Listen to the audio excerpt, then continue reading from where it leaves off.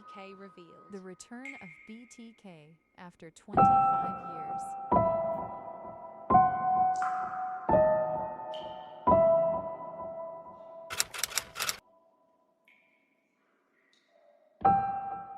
Em janeiro de 1974, a cidade de Wichita, no Kansas, era considerada um dos lugares mais seguros dos Estados Unidos.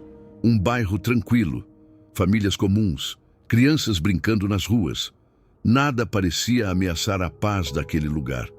Mas tudo mudou na tarde gelada de 15 de janeiro, quando a família Otero entrou para a história de uma das formas mais brutais possíveis.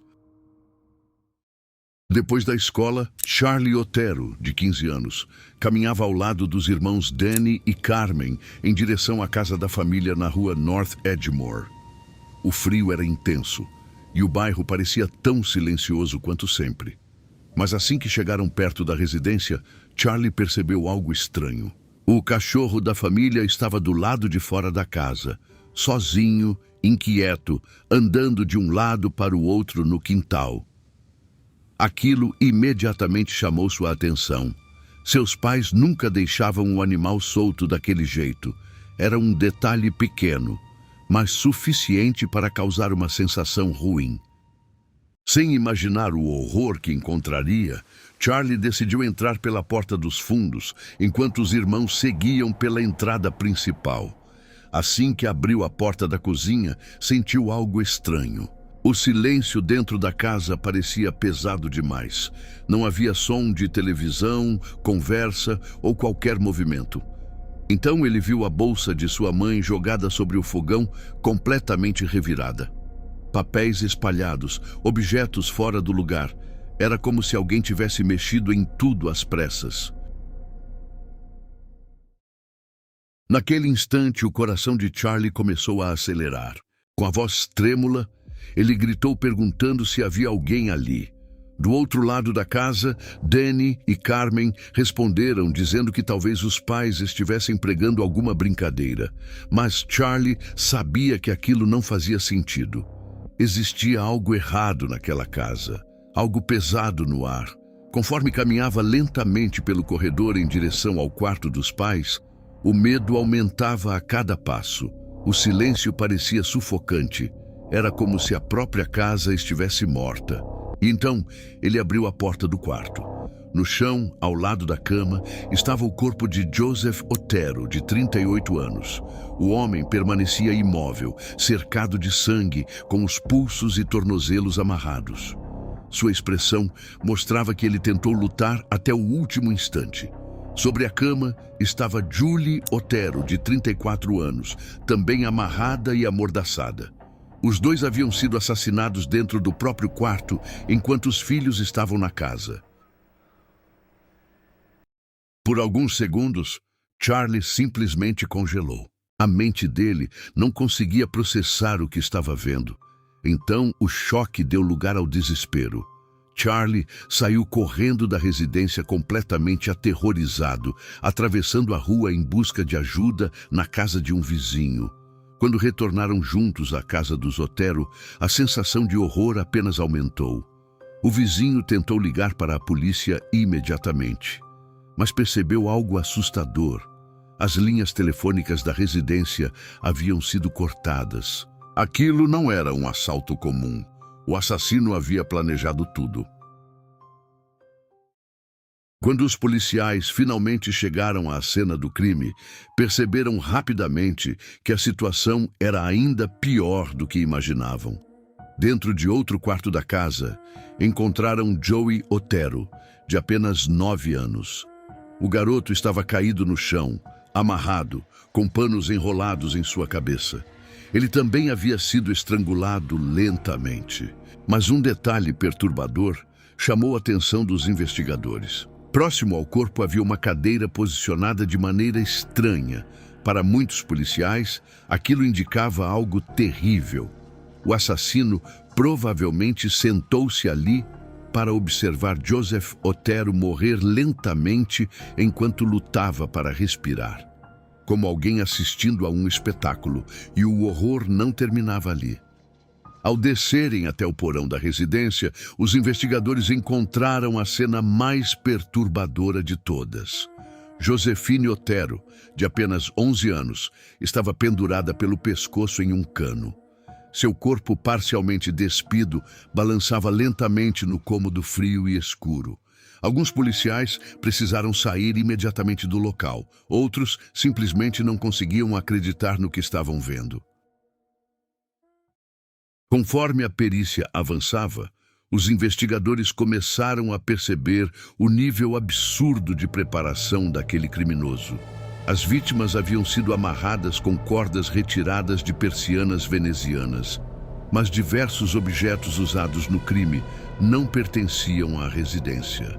O assassino levou consigo um verdadeiro kit de assassinato: cordas, fitas adesivas, ferramentas para cortar a linha telefônica, uma arma. Tudo havia sido pensado antecipadamente. Ele não entrou naquela casa por impulso. Ele foi até lá, preparado para matar. Outro detalhe assustador rapidamente ficou evidente. Não existiam sinais claros de arrombamento, nenhuma porta quebrada, nenhuma janela destruída. Isso fez os investigadores acreditarem que o assassino entrou calmamente pela porta da frente ou dos fundos enquanto estava armado, e isso tornava tudo ainda mais assustador.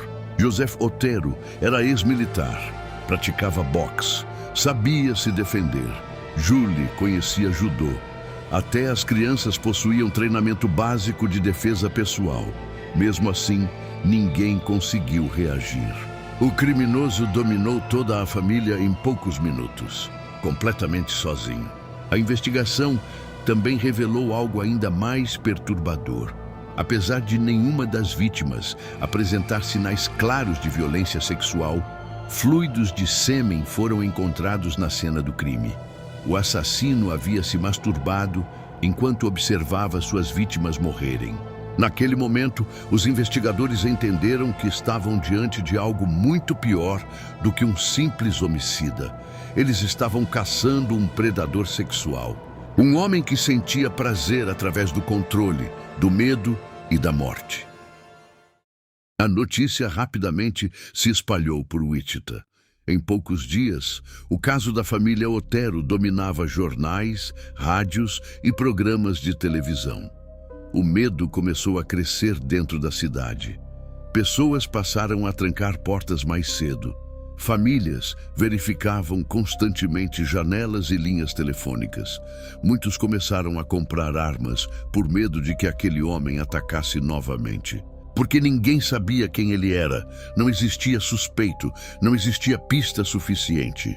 A única certeza era que alguém extremamente inteligente, frio e organizado havia executado uma família inteira e desaparecido sem deixar praticamente rastros. Nos dias seguintes, a polícia mergulhou completamente no passado da família Otero, tentando encontrar qualquer pista que pudesse explicar o massacre. Investigadores entrevistaram amigos, parentes, vizinhos, colegas de trabalho e até antigos conhecidos do casal. Mas quanto mais descobriam sobre Joseph e Julie, menos sentido o crime fazia. Joseph Otero era descrito como um homem trabalhador, disciplinado e extremamente respeitado. Ex-militar da Força Aérea dos Estados Unidos, ele havia passado anos servindo o país antes de finalmente se aposentar e tentar construir uma vida tranquila ao lado da família. Amigos diziam que ele era gentil, protetor e apaixonado pelos filhos. Julie também era muito querida. Trabalhadora, religiosa e dedicada à família, ela era conhecida como uma mulher forte, inteligente e extremamente cuidadosa com os filhos. Nada no histórico da família indicava problemas com criminosos, dívidas ou qualquer conflito grave. E isso tornava tudo ainda mais assustador, porque significava que eles provavelmente haviam sido escolhidos aleatoriamente. Enquanto isso, os investigadores começavam a perceber um padrão perturbador. O assassino parecia ter estudado cuidadosamente a rotina da família antes do ataque. Ele sabia os horários. Sabia quando a casa estaria mais vulnerável. Sabia exatamente como controlar as vítimas. Tudo indicava que aquele homem observava os Otero há semanas, talvez meses. A possibilidade de existir alguém espionando famílias comuns pelas ruas de Wichita mergulhou a cidade em paranoia absoluta. Pessoas começaram a desconfiar de vizinhos. Carros desconhecidos passaram a chamar atenção. Qualquer barulho durante a noite gerava pânico. Famílias inteiras passaram a dormir armadas. E mesmo com toda a pressão da mídia, a polícia simplesmente não conseguia encontrar o responsável. Meses se passaram sem avanços significativos. Diversos homens foram interrogados. Alguns chegaram até mesmo a confessar os assassinatos buscando fama e atenção nos jornais. Mas todos acabavam descartados rapidamente. Nenhum deles conhecia detalhes específicos da cena do crime. Até que, em outubro de 1974, a investigação tomou um rumo completamente inesperado. Um jornalista do Wichita Eagle recebeu uma ligação anônima. A voz do outro lado da linha falava calmamente. O homem orientou o jornalista a ir até a biblioteca pública de Wichita e procurar um livro específico de engenharia mecânica. Quando finalmente encontrou o livro, havia uma carta escondida dentro dele. Na mensagem, o autor assumia os assassinatos da família Otero. Mas não era apenas uma confissão, era praticamente uma apresentação. A carta possuía detalhes tão específicos e perturbadores que os investigadores imediatamente concluíram que apenas o verdadeiro assassino poderia ter escrito aquilo. Ele descrevia exatamente como amarrou as vítimas, como observou Joseph morrer, como controlou toda a situação dentro da casa e, o mais assustador, ele parecia orgulhoso. Em determinado trecho, o autor dizia que criminosos sexuais não conseguem mudar sua natureza. Disse que possuía impulsos impossíveis de controlar e afirmou que mataria novamente. Então veio a assinatura BTK, Bind, Torture, Kill, amarrar, torturar, matar.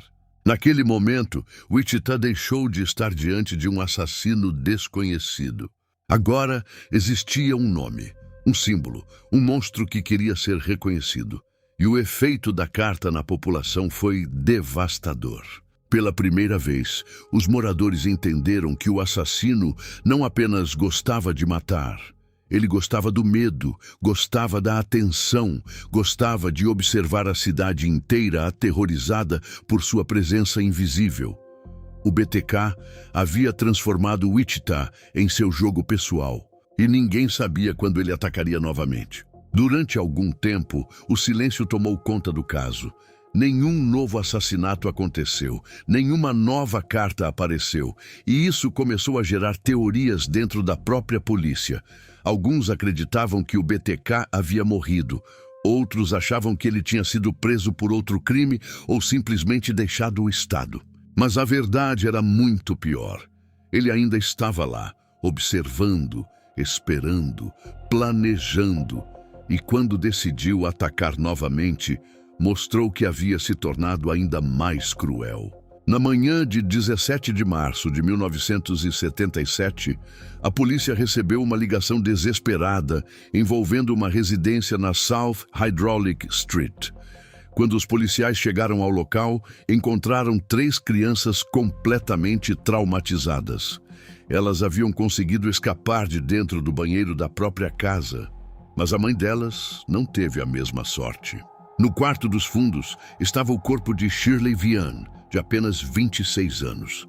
Ela estava seminua, amarrada e estrangulada. Sua cabeça havia sido coberta com um saco plástico. E assim que os investigadores observaram os nós usados no crime, sentiram um arrepio imediato. O BTK havia voltado. Por mais de 30 anos, Dennis Rader havia conseguido fazer o impossível. Matou, torturou, assombrou uma cidade inteira, humilhou investigadores, desafiou o FBI e desapareceu sem deixar rastros. A cada ano que passava, a crença de que ele jamais seria identificado se tornava mais forte. Muitos dos detetives originais já estavam aposentados. Alguns haviam morrido. O caso BTK havia se transformado em uma das maiores frustrações da história criminal americana. Mas o próprio BTK estava prestes a destruir tudo aquilo que levou décadas para construir. No início dos anos 2000, Dennis voltou a sentir algo que sempre alimentou sua obsessão: a necessidade de atenção. Ele não estava satisfeito em apenas lembrar dos assassinatos. Não estava satisfeito em reviver suas fantasias através de fotografias, troféus e recordações escondidas dentro de sua casa. Ele queria reconhecimento. Queria que todos soubessem que ele ainda existia. Queria voltar a ser temido. E foi justamente esse desejo que acabou se tornando sua ruína. Durante meses, Denise enviou cartas, pacotes e mensagens para jornais e emissoras de televisão. Em algumas delas, descrevia assassinatos em detalhes. Em outras, deixava pistas, enigmas e provocações para a polícia. Era como se estivesse participando de um jogo em que acreditava ser inteligente demais para perder. Mas então, decidiu fazer uma pergunta que mudaria sua vida para sempre. Em uma de suas mensagens, o BTK perguntou aos investigadores se um disquete poderia ser rastreado. A polícia percebeu imediatamente que aquela era uma oportunidade rara. Em vez de ignorar a pergunta, decidiram responder. Utilizando um anúncio publicado no jornal, transmitiram uma mensagem afirmando que não havia qualquer risco. Era uma mentira. Uma armadilha cuidadosamente preparada. E Dennis caiu nela sem desconfiar. Convencido de que continuava controlando a situação, ele enviou um disquete para uma emissora de televisão local. Quando os especialistas do FBI analisaram o arquivo, encontraram algo que parecia insignificante, mas que acabaria encerrando uma caçada de mais de 3 décadas. Nos metadados do documento havia um nome: Dennis. Além disso, o arquivo estava associado a uma igreja chamada Igreja Luterana de Cristo. Aquilo foi suficiente para os investigadores iniciarem uma busca imediata.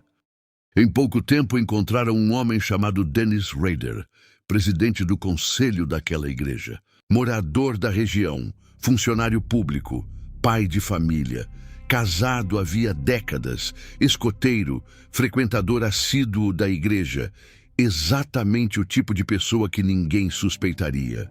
Quando os investigadores viram sua fotografia, ficaram impressionados. O homem tinha aparência comum. Não havia nada que lembrasse o monstro descrito pelos perfis criminais. Era justamente isso que o tornava tão assustador.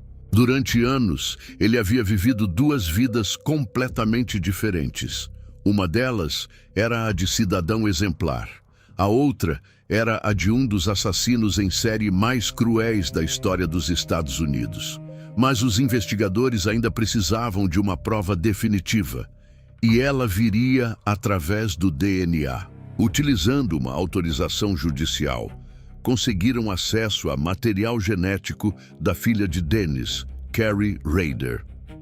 Os laboratórios então compararam o perfil genético da família com as amostras biológicas encontradas nas cenas dos crimes do BTK. O resultado foi devastador. A compatibilidade era clara. Depois de mais de 30 anos, o BTK finalmente tinha um nome. Na manhã de 25 de fevereiro de 2005, Dennis Rader dirigia tranquilamente próximo de sua residência. Era um dia comum. Pelo menos era o que ele acreditava. De repente, várias viaturas cercaram seu veículo. Sem entender completamente o que estava acontecendo, Dennis foi retirado do carro e preso. Quando um dos investigadores informou que ele estava sendo detido pelos assassinatos do BTK, sua reação foi surpreendente. Segundo relatos, ele apenas perguntou: por quê? Era como se tentasse ganhar tempo, como se ainda acreditasse que conseguiria escapar. Mas a verdade era simples. O jogo havia acabado. Nas horas seguintes, investigadores revistaram sua residência, seu escritório na igreja e seus pertences pessoais. O que encontraram chocou até mesmo os profissionais mais experientes. Fotografias, desenhos, anotações, troféus roubados das vítimas, documentos sobre os assassinatos, rascunhos de cartas, objetos utilizados em fantasias sexuais e diversos registros que comprovavam sua obsessão por controle, dominação e morte. Não restavam dúvidas. Dennis Rader era o BTK. E diante das evidências esmagadoras, ele decidiu fazer algo que ninguém esperava: confessar. Durante o julgamento, Dennis não demonstrou emoção. Sem lágrimas, sem pedidos de desculpas e sem qualquer sinal de arrependimento, ele descreveu seus crimes com uma frieza que chocou todos os presentes. Enquanto familiares das vítimas ouviam em silêncio, ele explicou como escolhia seus alvos, estudava suas rotinas e planejava cada detalhe dos ataques. Ao falar sobre a família Otero, admitiu que observou algumas das vítimas por semanas antes de agir. Em sua mente, elas não eram pessoas, mas parte de fantasias que alimentava há anos. Suas declarações revelaram um homem obcecado por controle, dominação e poder. Ao longo do processo, os promotores apresentaram diversas provas encontradas em sua residência.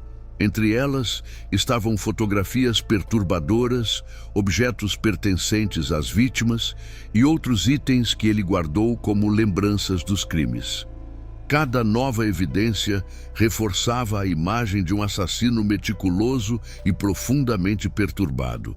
Quando chegou o momento da sentença, familiares das vítimas finalmente puderam falar diretamente para Dennis. Muitos relataram décadas de dor, sofrimento e traumas causados pelos assassinatos. Ele ouviu tudo praticamente sem reação. Mas ao receber a palavra, voltou a surpreender. Em vez de demonstrar remorso, fez um discurso longo e centrado em si mesmo. Para muitos presentes, parecia mais preocupado com a própria imagem do que com as vidas que havia destruído. Em agosto de 2005, Dennis Rader foi condenado pelos 10 assassinatos atribuídos ao BTK. Como a pena de morte não podia ser aplicada devido às leis vigentes na época dos crimes, recebeu 10 sentenças consecutivas de prisão perpétua, totalizando uma pena mínima de 175 anos. Após mais de 3 décadas aterrorizando Wichita, o homem que acreditava ser mais inteligente do que todos finalmente havia sido derrotado. O BTK passaria o resto da vida atrás das grades, sem qualquer chance de voltar à liberdade.